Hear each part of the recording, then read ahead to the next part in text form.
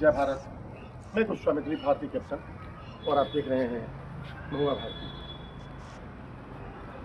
जैसा कि आप सभी को पता है, बिहार के अंदर में चुनावी सरगर्मियां चल रही हैं।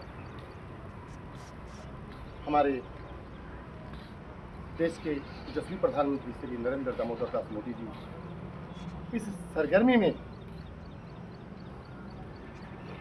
हमारे गृह जिला सिवान के जसौली गांव में कल यानी 20 जून को आ रहे हैं। साथियों, कहने का मतलब है कि हमारे प्रधानमंत्री जी बिहार में इनका ये चौथा दौरा है। मैं पूछना चाहता हूं कि क्या दौरा करने से हमारे बिहार का विकास हो जाएगा? विगत 11 सालों से आपने न जाने कितनी बार बिहार का दौरा किया, लेकिन हमारा बिहार जश का तस है, लाचार है, बीमार है और राजनीतिक शिकार है। श्रीमान हमारे मोदी जी ने छपरा के रैली में कहा था कि रोज सबके हम हाथ जोड़ के प्रणाम करते हैं। बिहार एक ऐसा राज्य है जहाँ दुनिया में पहला राज्य बा जौन की डूबता हुआ सूरज के पूजेला बड़ा ताली बाजा। उसके बाद हमारे प्रधानमंत्री जी क्या कहते हैं कि बिहार एक बीमारू राज्य है। मैं पूछना चाहता हूँ श्रीमान जी, यदि बिहार एक बीमारू राज्य है तो ये वेंटिलेटर से कब निकलेगा?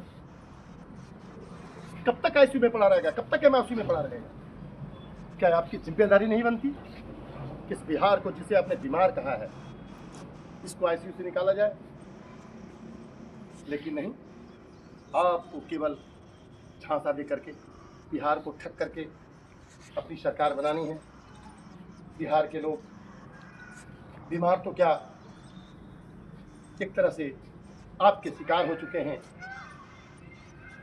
एक तरफ का कहते हैं कि बेटी बचाओ बेटी पढ़ाओ, एक तरफ बेटियों के साथ अत्याचार हो रही हैं, चाहे बेटी बिहार की हो चाहे हरियाणा की।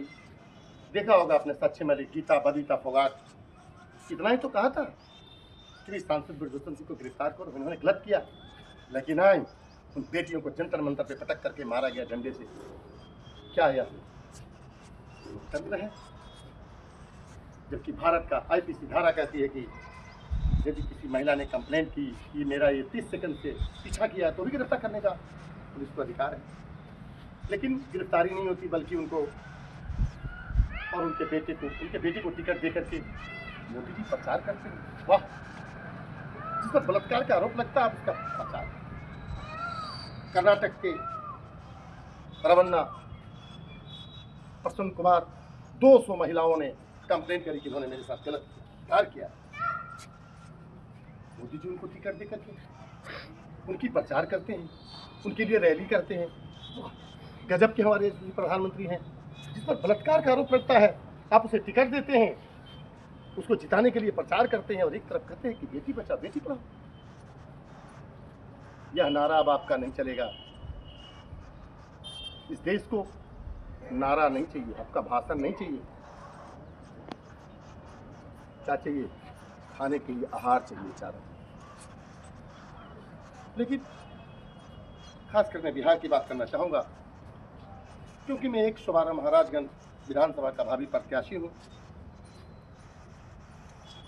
महाराजगंज एक ऐसा क्षेत्र है जो देश के इतिहास में पहली बार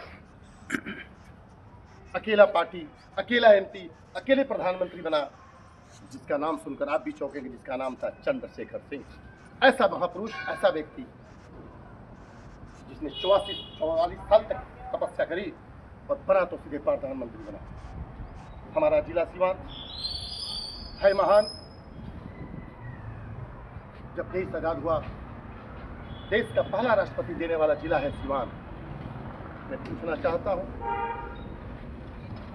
कल टीवी पर देख रहा था कि 6 एयरपोर्ट बनाई जा रही हैं, मुजफ्फरपुर, सहरसा, दरभंगा, 6 जिले। मैं पूछना चाहता हूं श्रीमान, क्या हमारे छपरा सीमान गोपालगंज के लोग आपको वोट नहीं करते? अरे उन्हीं के बल पे आप जीत करके आप प्रधानमंत्री बनते हैं। आपकी सरकार चलती है, डबल इंजन की बिहार में चल रही है, आपकी डबल इंजन की केंद्र में भी चल रही है, ट्रिपल इंजन की नारा देते हैं आप। क्या आपकी ड्यूटी नहीं बनती कि आज छपरा, सीवान, गोपालगंज के लोग वोट देते हैं, जरा से दिल में दर्द होता है, चोट लग जाती है, कोई बीमार हो जाता है, कहते हैं लोग कि चलो इनका के गोरखपुर ले चलो, इनका के कानपुर ले चलो, लखनऊ ले चलो, दिल्ली ले चलो, काहे ले चलो भाई। जब हम वोट देता नहीं छपरा, सीवान, गोपालगंज, महाराजगंज में हमारा इलाज या चाहे, संवैधानिक अधिकार है मेरा, जीने का अधिकार, खाने का अधिकार, रहने का अधिकार, ये संवैधानिक अधिकार है हमारा और आपको देना चाहिए, लेकिन आपने नहीं दिया।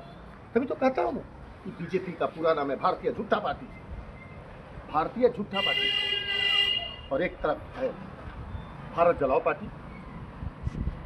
कहीं मुर्शिदाबाद जल रहा, कहीं मणिपुर जल रहा, हद हो गई भाई।